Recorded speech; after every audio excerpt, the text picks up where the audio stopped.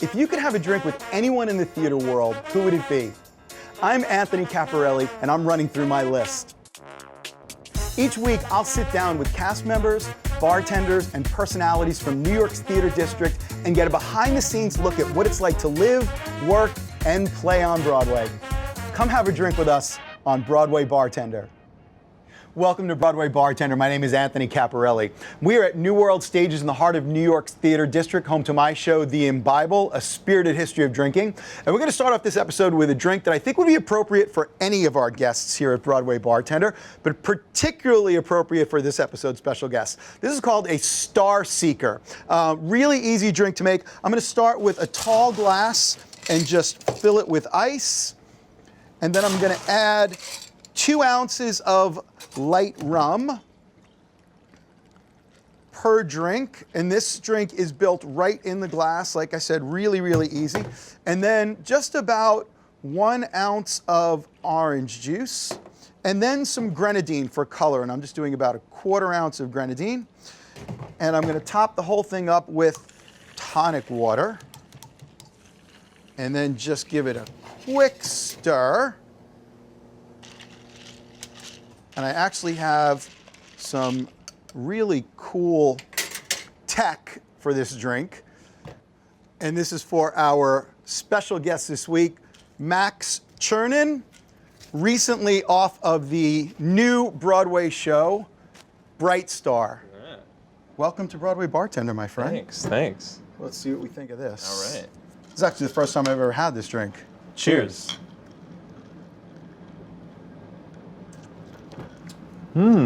I'll take that. Me too. That works. Yeah. Great. So, Great. Bright Star. Yeah. I'm going to go ahead and turn these off because this is going to drive me crazy otherwise. right. But I thought it was kind of cool for the drink, right? Yeah. All right. So, Bright Star. This is a recent musical by Steve Martin and Edie Brickell, right? Yeah. Okay. So, huge fan of both. Tell me a little bit about the show for those of our viewers who might not be familiar with Bright Star, the musical. Yeah. So Bright Star was kind of inspired by a true story about a baby that was tossed off the side of a train in a telescope bag and survived. What? Yeah. So Edie found this article about this baby and started writing songs based on it, and they wrote an album together. And from there, they kind of thought that it would be interesting to explore its dramatic content. So they staged it originally as an album version, and then they discovered they needed to write new songs. So they wrote like a completely original bluegrass score to kind of accompany this American story. So this was always a collaborative project between Edie Brickell and Steve Martin right from the beginning? Yeah, they met each other and like kind of vibed and started jamming on an album, and That's so cool. So he's known obviously as a comedian first and foremost, but I think everyone knows that he's a huge fan of and player of the banjo, right? Yeah. And big bluegrass fan. I've seen him perform. Yeah. I was talking to one of our previous guests about the fact that I had actually attempted to learn the banjo at some point. I think I got up to Rainbow Connection, that was about it. But it's one of my favorite instruments. I absolutely love it. And he is, I think one of the ambassadors for the instrument. Totally. So is that featured pretty prominently, I'm guessing, in the show? Yeah, definitely. The band was featured on stage, and it was a great band. It was like banjo, fiddle, mandolin, guitar, piano. It had like qualities of that kind of roots bluegrass sound, but they also kind of flushed it out to give it like a dramatic Broadway feel at the same time. Wow, so it sounds like the music is really, really, it's not like they had a book and then slapped some music on it. The music was organic and integral to it right from the beginning. Totally, yeah, really central to Wow, everything. that's awesome. And bluegrass, the whole score? Yeah, sometimes I think it kind of found its own genre. Like there were definitely moments that were like foot stomping, but there were other moments that like a more like traditional kind of ballad kind of snuck its way in there as they saw like it needed to be. Yeah.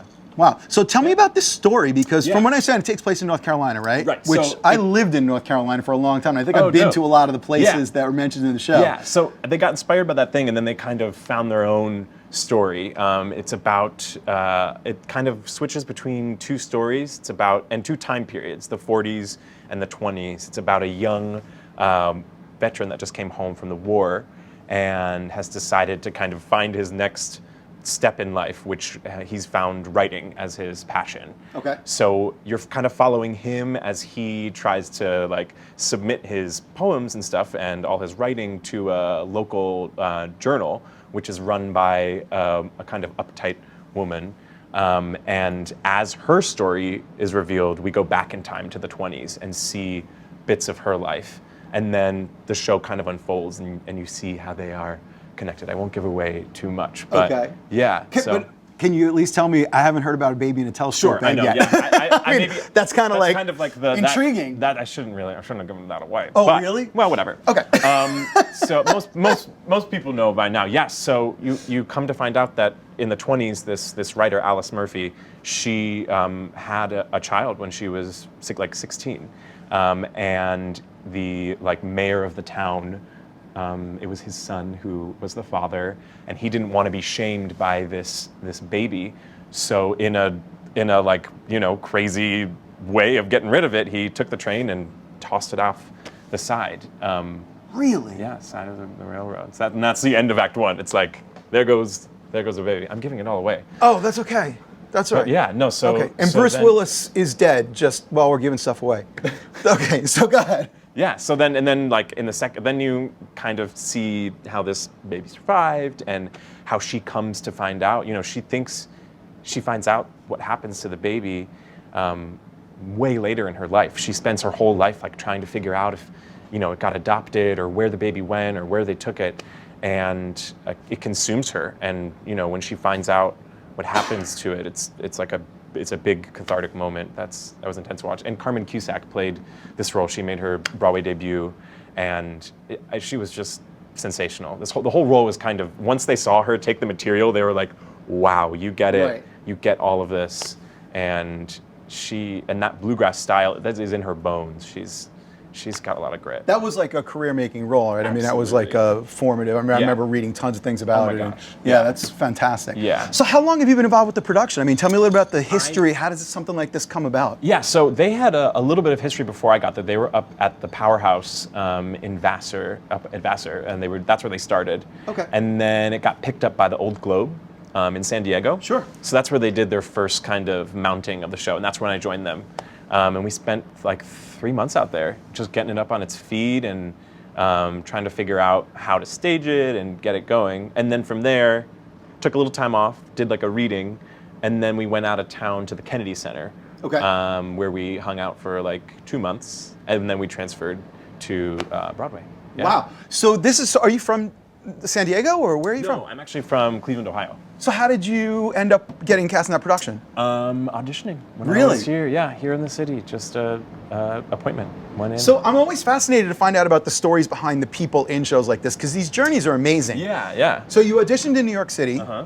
and then ended up being cast in the production in San Diego. Yeah. That then went to DC, DC, and then and then back to Broadway. Yeah. back to New York. Yeah. How long did all this take?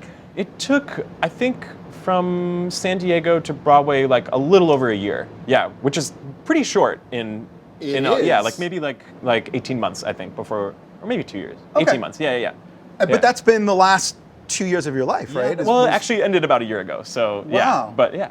That's an incredible journey. Yeah, it was amazing. Wow, it was a really amazing congratulations. debut. Yeah. Really, really cool. Okay, so any future plans for the show? I mean, is there? Yeah, I think they are. Yeah, it's kind of going across the country. They're starting to form a tour. I think it's going to LA in the fall. Yeah, I think it'll live on, and it's definitely something that is really accessible for like regional houses and Sure. smaller theaters to do. And I think truly captivating for the American audience. Absolutely, and I'm Yeah. sure there's a cast album that people can Yeah, there's get, a which I'm great sure album. the music is probably spectacular. Yeah, Peter Asher actually was on our project of Peter and Gordon fame. Wow. Yeah, and Oh, so that's cool. he was supervising it all, and the album it's really rad. Yeah. Wow, congratulations. That's Thanks, such a man. fantastic story. Yeah, So you yeah. have some other cool stuff I want to talk to you about too. Yeah. A little bit of connection with another guest that we had, or at least another show that we had talked about on Broadway Bartender before, Sunday in the Park with George. You've done both the concert and And the Broadway theatrical transfer. version, right? Yeah. Yeah, tell me a little bit about that one. I love the show. I love everything that he's ever done. But tell me a little about your experience there. That was a total kind of surprise. I mean, I joined the concert, and it was awesome. I got to do like some ensemble work in that. And then pretty much, I think at the end, Jake was like, I don't want this to be Jake Gyllenhaal. You know, he was like, Jake. Oh, my buddy Jake. No, that's cool. He was like, I don't think I want this to be the end. And, you know, then of course magic, and we're doing it on Broadway. Yeah. Wow. So Yeah, it was really like just, I mean, once in a lifetime. It's like such a dream score, such a amazing, important piece of musical theater.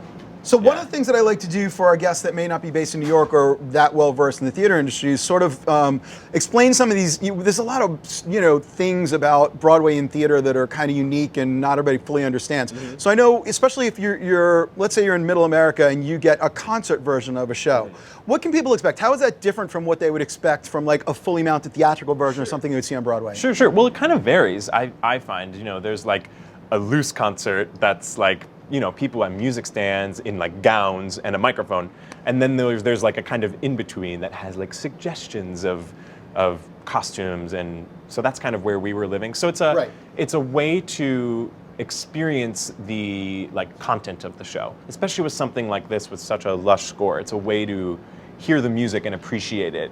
But you get, they do the scene work too, so you get a feeling of the plot and the story, but more like stripped down kind of version. So where there is talking and dialogue, that's included as well. So it's, but it really does focus on the music. I would say so. Yeah, they usually put more, especially with a musical, they'll put more money into the orchestra and kind of highlight that, because oftentimes they'll be at like City Center, which does a lot of concert version stuff, and other like venues like Carnegie Hall and stuff like that. So wow. That's two amazing projects on your resume. I forgot to ask you about Bright Star. Your character name in Bright Star.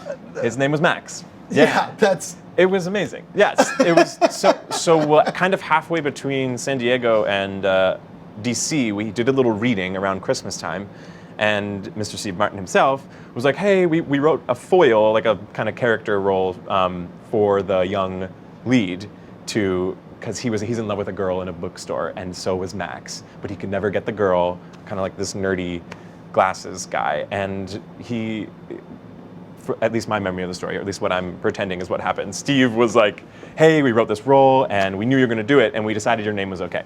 Oh, you got to be kidding. So it's literally your name? Yeah, it's my name. Oh, dude, that's awesome. Congratulations. Yeah, that's thanks. so cool. Yeah, so forever on, I guess other people will play Max, but it's me. Oh, wow, that's great. Yeah, that's cool. What's it like working with Steve Martin, by the way? It was really fascinating. I didn't know what to expect. I thought I might, meet the Steve Martin that we all know. Yeah. But he's so dedicated to his work as a writer. It really felt like I was meeting a book writer of a show. And he's so passionate about his writing and both in the music end, and he wrote the book, the script too. So it was awesome to see him work that way. I mean, he was and he said in San Diego, he was like, I've done a play, I've done movies, I've done TV, I have not done a musical, and it terrifies me. So, but that's why he does it. He's still doing stuff like that. Just to learn and experience these things. Just to learn and experience, which is so inspiring, I think, yeah. But, however, like, if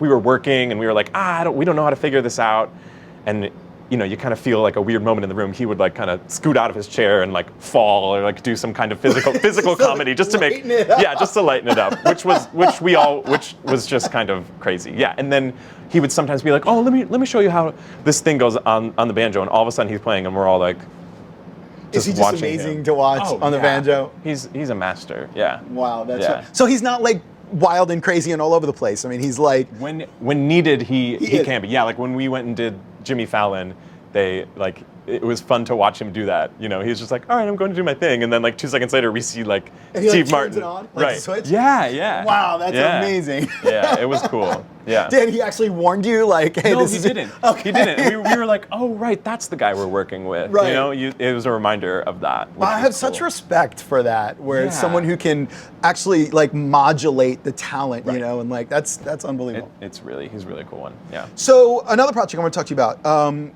Golden Apple? The Golden Apple, yeah. Tell me a little bit about that. So that was actually back at the house that did the Sunday in the Park reading. It's part of the Encores series, and they take like an old Broadway show that maybe didn't have a life and remount it in another concert version.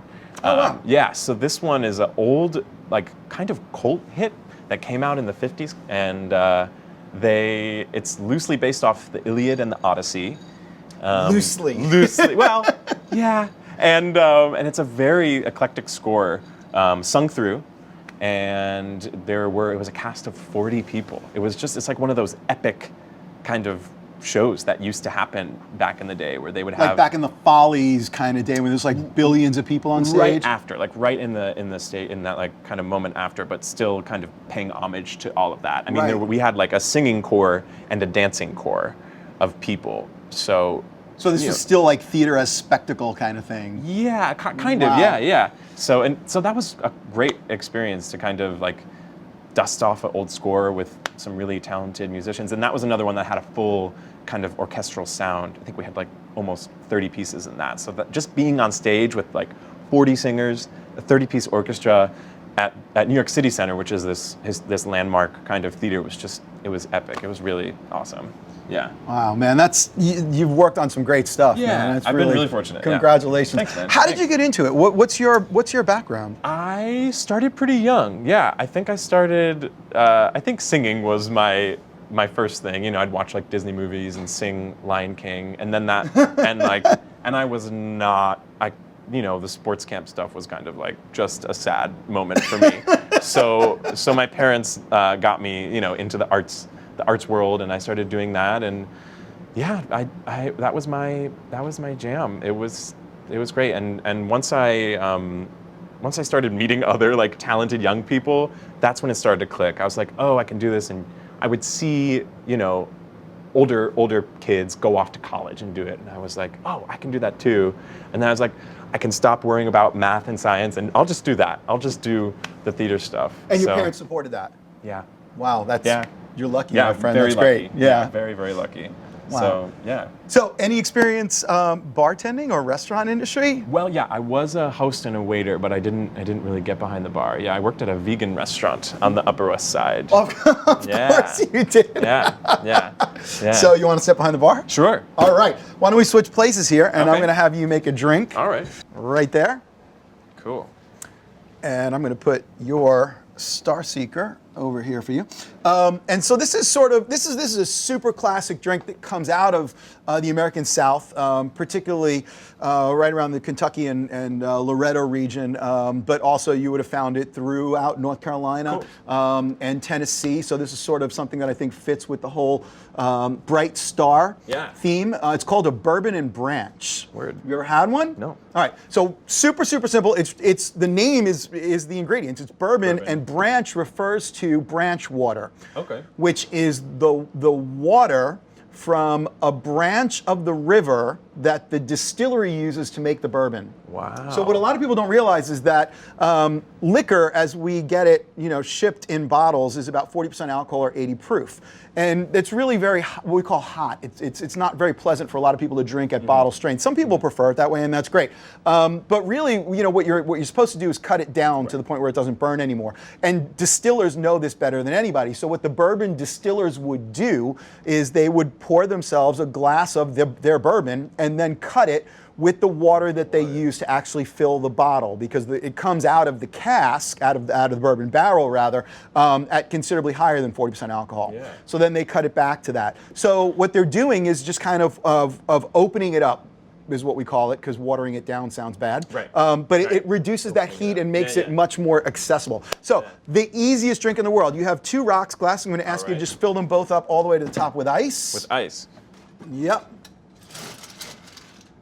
And then in each of them, we're going to do 1 ounce of bourbon, and we are going to measure by counting. And as a musician, this is going to be easy for you. Okay, cool. So you have a bottle of bourbon right there. The makers? Yep. And Cool. I want you to just turn it upside down. I want you to count to 2. To 2. All right. Yep. And What's that's going to be the 1 handle? ounce. How do people do okay, it? great question. They're like, Because I know I never go over this with people on the show. So the right way to do this, go ahead and put some, and point the spout towards me. Okay. Great. Now make a gun with your finger. Good. Take the barrel of the gun and put it outside the spout, so it's pointing in the direction of the spout, but right up here. Oh, okay. Yeah, you want this joint, this second joint, to actually be pointing in the direction that the pour spout is facing. Okay. So if you were to do this, okay, is what you're looking at, and then you're just going to wrap your fingers around the neck of the bottle. And what this does is it prevents this pour spout from coming out, but it keeps the air hole clear, and you need air to go in order for liquid to come out. Okay? Right. So barrel of the gun right next to you. So you're going to go, I'm just going to, there you go. So just like that, and then wrap your fingers around.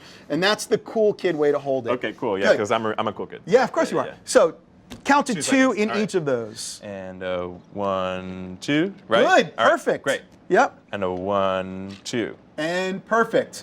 Now you have the bar gun right there. You can put that bourbon down, and you're going to see water on there. And I want you to just fill it up with water. All right.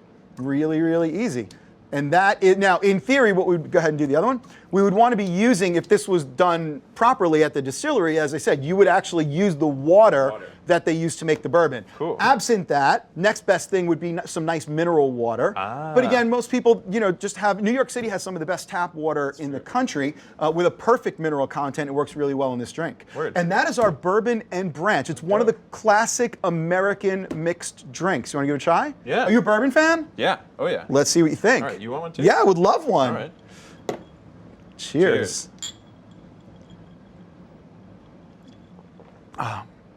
See how easy that is? Opens it up. Yeah, exactly. It's nice. It's Yeah, it smooth. is It's nice. easy. Yeah, You can drink like a couple of these in an afternoon, right? And you still got that nice caramel of the bourbon, but you don't get into that burn. Really, really nice way to enjoy the product. Totally. Yeah. Thank you so much for joining us on Broadway Bartender. Max Chernin, Bright Star. Do you have a website or social media info you want to plug? Tell our viewers. It's just my full name, maxchernin.com, and you can find all the stuff there. Awesome. All my social stuff. So, Thank you so much for joining us. I really appreciate it. Yeah. Folks, you can tune in next week, as always, and check us out on the web, BroadwayBartender.com, for recipes and links. Drink well, drink responsibly. Cheers, my friend.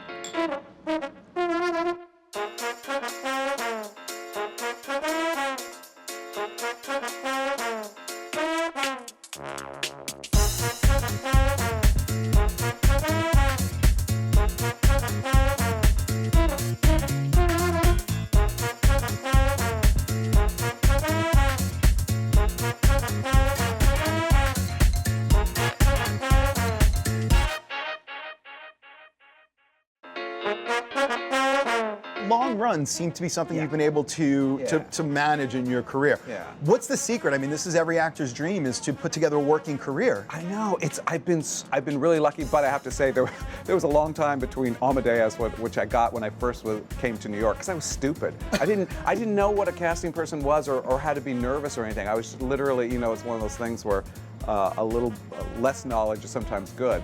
And then I went through a period where it's like, oh, okay, I've got to relearn how New York works. I had been very lucky, things like 39 Steps and Peter and the Starcatcher and other shows, where it's enabled, in those long runs. And I recognize, like, especially for plays don't tend to run long. And so I've been very lucky in finding plays that have had a nice life. And when I'm in the middle of them, I go, this is rare. I'm going to stay with it. I'm going to make the money. I'm going to save up for my house. And that's what we did. So producers out there, if you would like a long run to your show, cast Arnie, and apparently that's the secret.